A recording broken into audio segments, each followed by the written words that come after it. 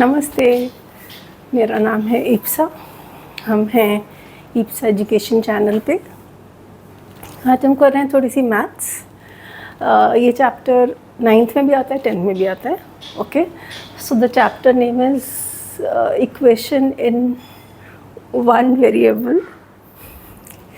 ध्यान से देखिए इस चैप्टर को। इसने पूरी दुनिया के नाक में दम कर रखा, दुनिया नहीं, स्टूडेंट्स के नाक में दम कर रखा है। सॉरी। ओके, सो ये काफ़ी प्रॉब्लम देता है बच्चों को। तो what we'll do is we'll step by step understand what is the way to solve them, right? So I have written the steps here, but I know they will not make too much of sense. तो जैसे मैं करती जाऊँगी, I will keep explaining these points. Okay, so let's start. Just remember one thing. एक चीज़ ये आप समझ लो, अगर कुछ ऐसा लिखा है 3 more than, तो उसका हमेशा मतलब होता है +3 plus. than is always plus, और 3 more का मतलब +3। अगर लिखा है 3 less than, तो than का मतलब प्लस और 3 लेस का मतलब -3। This you have to remember. 3 more than means +3 plus something, and 3 less means -3 plus something. Okay, if you can remember this, then it will not be difficult and you will not go wrong. Okay, let's see. 3 less than. What we have to do? We have to read the question very slowly, and the thing is we have to find the number. First find out what is the thing that you have to find out. You have to find out the number. So what we will do is let the number be x. ठीक है यहाँ तक? Now you have to read it very slowly and keep writing the equation, keep making the equation. जैसे जैसे पढ़ते जा रहे हो इंग्लिश, वैसे वैसे आप लिखते जाओगे, इंग्लिश को मैथ्स में कन्वर्ट करते जाओगे। फाइन। 3 लेस दैन, सॉरी, हाँ, तो इसका क्या मतलब हुआ? 3 लेस का मतलब हो गया -3, जैसे मैंने अभी आपको बताया था। दैन का मतलब हो गया प्लस, वहाँ पे मैंने भी समझाया था कि दैन का मतलब प्लस होता है। Square of a number, square of a number का क्या मतलब हुआ? नंबर क्या है? Number is x square. अगर नंबर एक्स है तो square of a number this becomes is means equal to, is 1 more than। ये कैसे लिखेंगे? 1 more को लिखेंगे +1 और दैन को लिखेंगे plus. Than thrice the number. Thrice का मतलब आपको पता है 3 times the number, which means 3x. I'll explain this part again because this is where in making the equation everybody goes wrong. In solving, not much mistakes are made. तो देखो, this stands for 3 less. This stands for than.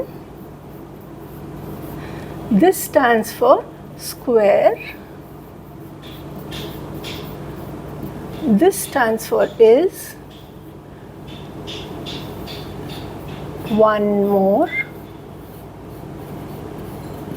This is again than.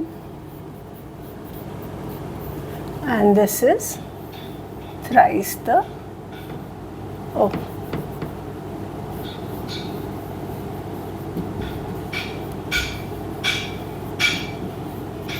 so I hope step by step धीरे धीरे पढ़ते हुए, मैंने पूरा पढ़ा क्या एक साथ? नहीं, मैंने एक एक करके जो भी वो बोलते जा रहे ना, वो मैथ्स फॉर्म में लिखती गई, और लिखती गई तो मुझे एक इक्वेशन मिल गई। I hope that is clear. Okay, now this is the equation. Now let me just write it properly because there's a lot of chaos here. So it is -3 plus x square is equal to plus 1 plus x 3x. Now we'll shift everything to one side, like so it's minus 3 plus x square minus 1 minus 3x. Now we'll shuffle all of them. x square को हम शुरू में लिख देंगे, that's how we do. x square को हम पहले लिखते हैं, फिर x को लिखते हैं एंड फिर प्योर नंबर को लिखते हैं, राइट? तो हमने x स्क्वायर लिख दिया. अब x का नंबर हो गया माइनस 3x. अब हमें सिर्फ प्योर नंबर लिखना है. प्योर नंबर है minus 3 and minus 1 which is minus 4 and this is equal to 0. ठीक है. So our final equation becomes this x square minus 3x minus 4 is equal to 0. Okay, now what is left? Have we found the answer? मिल गया क्या हमें x? नहीं. अभी सिर्फ एक equation मिली है which can help us to find the number. एक equation मिली है. What is this equation called? इसका नाम होता है quadratic. Some of you may know this is called a quadratic equation, जिसमें हाईएस्ट पावर देखो इसमें 2 है ना. x की पावर मैक्सिमम कितनी है? इसमें 2, इसमें 1, इसमें तो x है ही नहीं. सो जब हाईएस्ट पावर 2 होती है उसको क्वाड्रेटिक इक्वेशन बोलते हैं. तो हमें हमेशा मतलब मोस्टली एक क्वाड्रेटिक इक्वेशन मिल जाती है. ठीक है. क्वाड्रेटिक इक्वेशन को सॉल्व करने के लिए हमारे पास 2-3 मेथड्स हैं. या तो हम उसको फैक्टराइज कर लें, जैसे हमें काफ़ी टाइम से सिखाया जाता है फॉर्मूले से या कैसे किसी भी कॉमन लेके या कुछ. So either you can factorise it or you can do middle term splitting. That also is a kind of factorisation only. और you can use a D method. Now this D method I think is only in class 10. So people who are in 9th can use the first two methods and people in class 10 can use either of the method that they want. कोई भी 3 में से एक method आप use कर सकते हो. I'll take examples will I use D method also and some other method also. Okay, so I'm writing this equation here.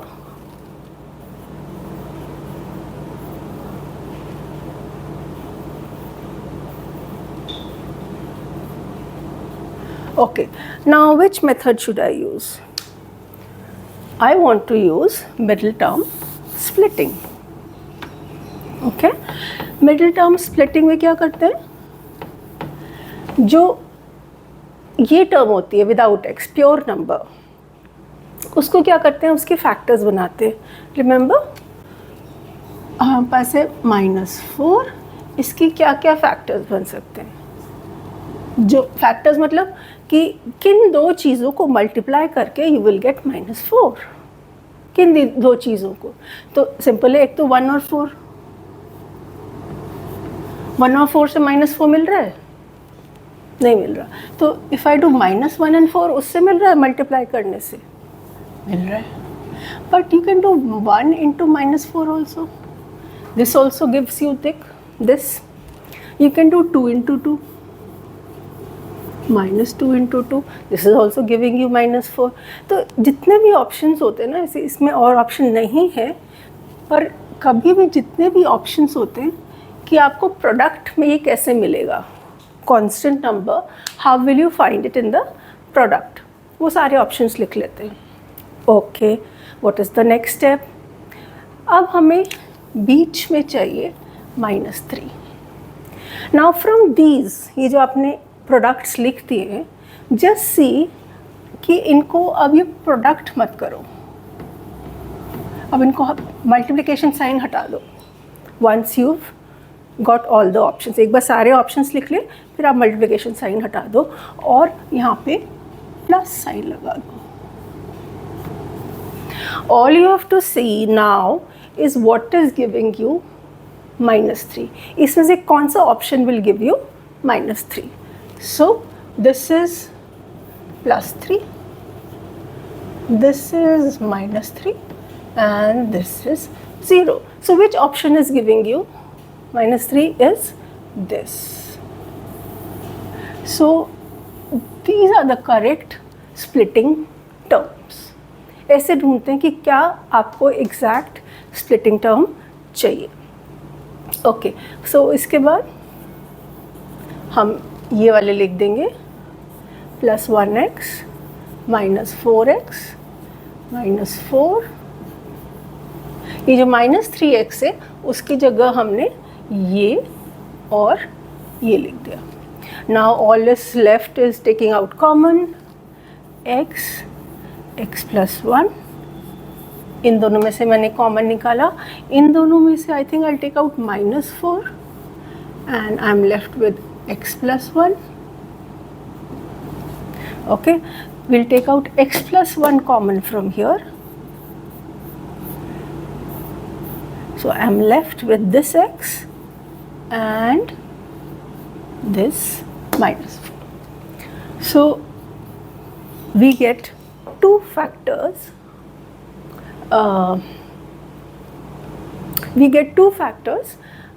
Which will satisfy this equation.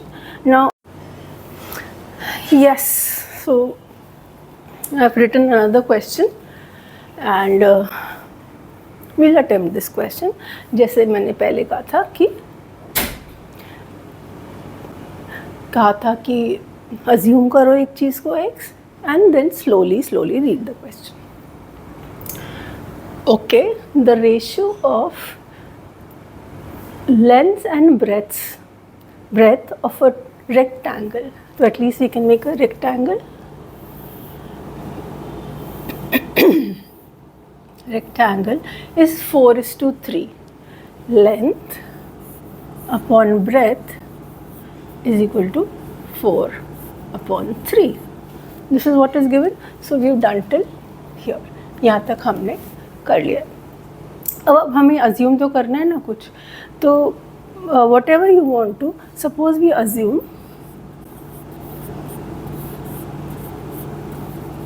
So how much will breadth be? इसको हम cross multiply करते हैं like this and 3l equal to 4b. So b is equal to, तो हमारे पास length है ये x और breadth है ये. Okay, done. So this is x and this is 3/4x. Okay, now what is the next sentence? If the perimeter is 28. Now what is the formula for perimeter? Perimeter of a rectangle. Quickly think. Perimeter for rectangle, ये 6th class का question है. Perimeter of a rectangle is twice length plus breadth. Now again इसमें हम sequentially डालेंगे. Perimeter क्या है? 28. तो मैं यहाँ 28 लिख दूँगी. 2 को मैं ऐसे ही 2 लिख दूँगी. लेंथ की जगह मुझे क्या लिखना पड़ेगा? x. और ब्रेड्थ की जगह क्या लिखना पड़ेगा? 3/4 L, which means 3/4x, right? क्योंकि L कितना है? L is x. So breadth की जगह क्या आ जाएगा? 3/4x. Now what we have to do is solve this equation. So 28 is equal to, suppose I solve the interior inside. So we'll take the LCM and all those things. So it will become 7x upon 4. So 56 upon 7 is x.